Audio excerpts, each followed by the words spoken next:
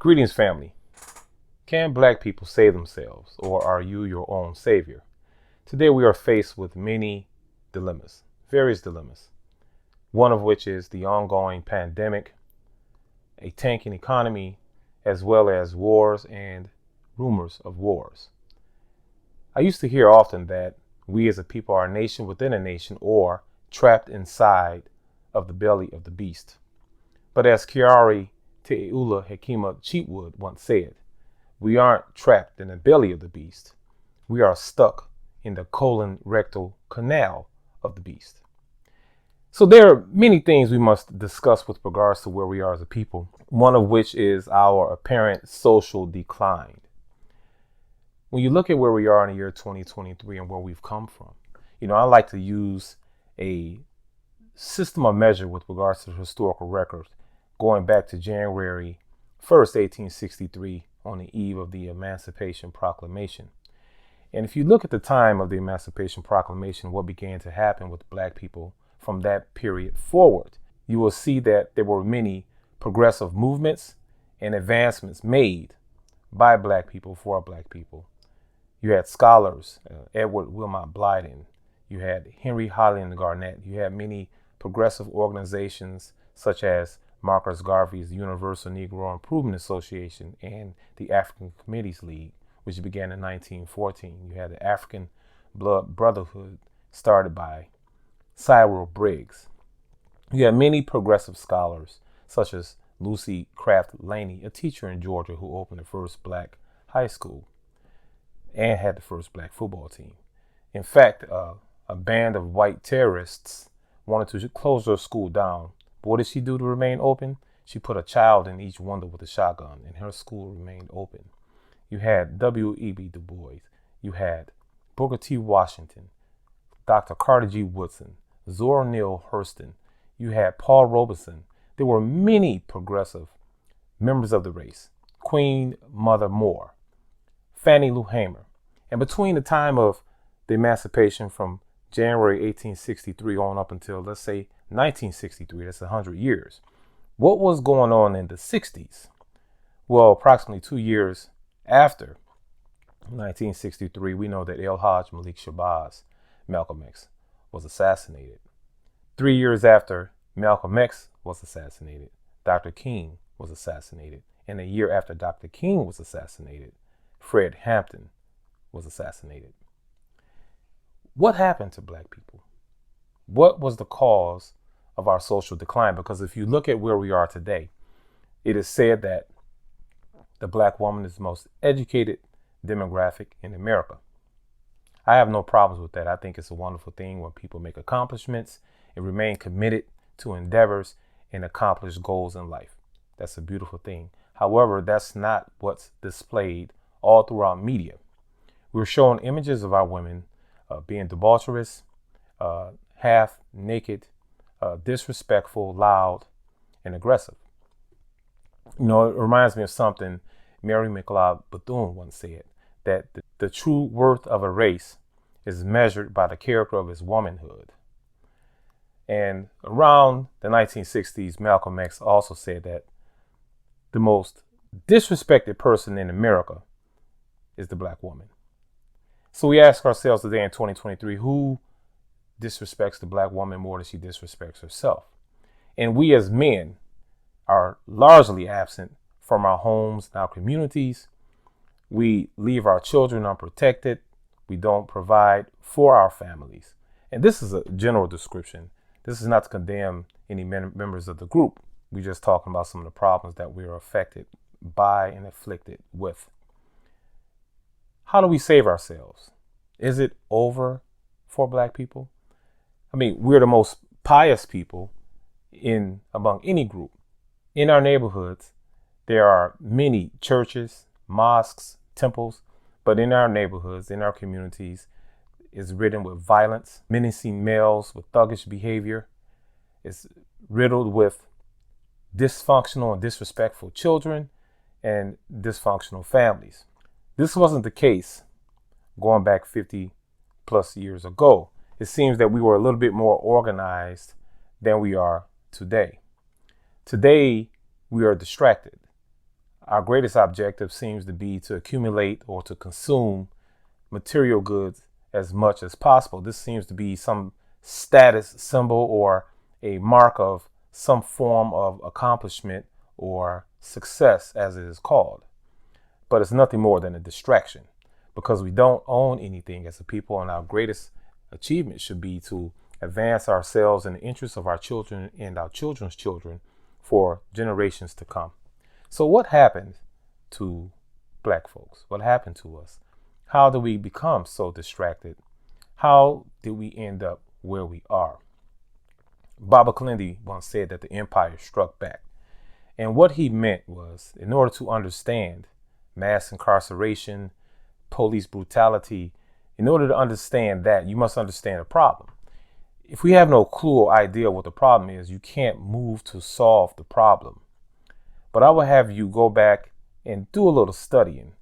Look at, for instance, Operation COINTELPRO, wherein the chief aim and objective was to surveil, infiltrate, to discredit, and to disrupt any progressive organizations of the period. You must also know about Operation Garden Plot, Operation Gladio, Operation Amadeus. All of these things had negative effects on the black community. It destabilized us. These things threw us off track.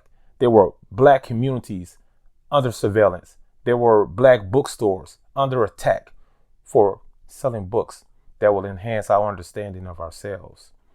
These are serious things which impacted our lives, which many of us seem to have forgotten. We talk about black greatness, during that time between 1863 and the 1960s, whereby we had the North Tulsa, Oklahoma Black Business District, which is often mislabeled as the Black Wall Street, as well as other black thriving towns and villages, some of which were sank beneath the water, such as Susanna, Alabama, Oscarville, Georgia, as well as Seneca Village in New York City. North Tulsa, Oklahoma, there were incendiaries dropped from planes, blowing up the community. White terrorists killed, destroyed, and totally destroyed the homes of the people, killing hundreds of black people. It's the same thing that happened in the 1980s when bombs were dropped in Philadelphia on the movement. So you must understand that there are certain things that happened to get us to this point, but it is our responsibility to change the course of direction and to lift ourselves up and to continue to move forward. This requires discipline. And if anyone knows anything about discipline, you will know that an undisciplined people who can't check their emotions, who have no moral background, no moral foundation, will lead itself to ruin. How do we get back on track? I have a few suggestions. Again, can we save ourselves? Looking at our situation in hindsight, looking at where we are today as black people in this nation, we are at the bottom rung of the ladder. No matter where you find us, we are at the bottom rung of the ladder. Politically, we have more elected officials in the Democratic Party, for instance, but have less power. Politically, economically, according to the Institute of Policy Research, the median income for black people are slated to fall to zero by the year 2053. We have more churches, again, in our communities, in mosques, temples, than any other group of people. But morally, we have no base, no foundation. So my suggestion is that there are a few things I would like to suggest to us as a people that we can employ in our lives that will surely change the course of direction. Number one, we should read more. Read, and read some more. According to the Nielsen report, black people watch TV for 70 plus hours a week. We need to read more. Not only do we need to read to strengthen our minds and give us an understanding of the reality in the world we live in, we also should read with our children so that they can be prepared as well.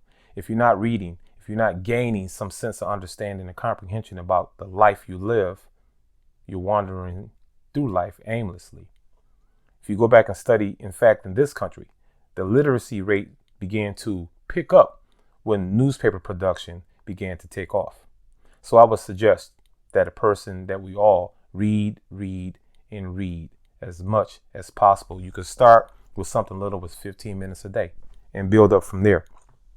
The other thing is that you should join an organization that represents your principles. Collective work and responsibility is a beautiful thing. Many hands make light work and teams win. If there isn't an organization that fit your tastes, create one. An organization also could start off as a study group, and you can employ and put to work some of the ideas and philosophies that you may learn and that you may study. It's a good thing to use them. No sense of reading and studying if you're not going to apply these things in your life. Additionally, one of the most important things is to get into physical shape. Get in physical shape because, again, we're stuck or lodged in the colon rectal canal of the beast. With that, America is faced with some serious problems.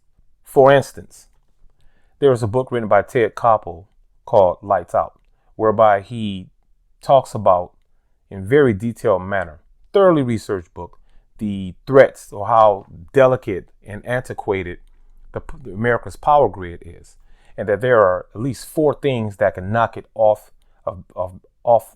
line. And if that occurs, America will be in the dark more than a year, even longer, and what the consequences would be if this occurs. So one of the things is a corona mass ejection, a solar flare from the sun. The other is an EMP blast from a dirty nuke bomb. It can be launched above or it could be at the site itself. This would knock the power out for an indefinite time. The other is a terrorist attack, and according to Ted Koppel's research, Russia and China already have bugs in the system. And there are other countries who America have opposition toward, like Iran, that also may be working on bugs too. And the other is a terrorist attack. If you do a brief Google search, you will see that there were some power grids knocked out here in America maybe a year or so ago just by people shooting guns. I mean, attacking the power grid itself. Congress did a study which said that if the power go out for more than a year, then 90% of America's population will succumb to death. Having said that, get into physical shape, right? Because if this occurred tomorrow, what will be your physical state? Can you walk to get water? Can you walk 4 miles? Can you run from something if you needed to run? If you were forced to do physical labor every day for an extended period of time, will you be able to perform those tasks? So this is why it's important to get in physical shape.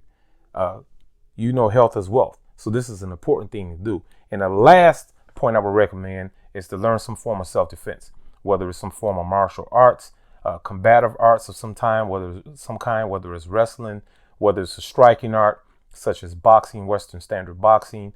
I would suggest that you learn some form of self-defense because self-defense is paramount for survival. In addition to that, you should also learn weapons management. You should learn how to effectively use all kinds of self-defense tools. Use your imagination. You know what I mean by self-defense tools. So again, I would recommend that you read, you join an organization, form one if you don't find one to your liking, as well as get into physical shape and to learn how to defend yourself and your family. In addition, with self-defense, that's growing food, being able to provide for yourself. All those things are under that umbrella of self-defense and your health. So again, going back, can Black people save themselves? Well, I'll let you answer that question. But I'll say in closing that we shall see. If you like this video, press like and subscribe to the channel. Please share this video with your friends and family. If you have any comments or suggestions, please leave them below. Peace and be well.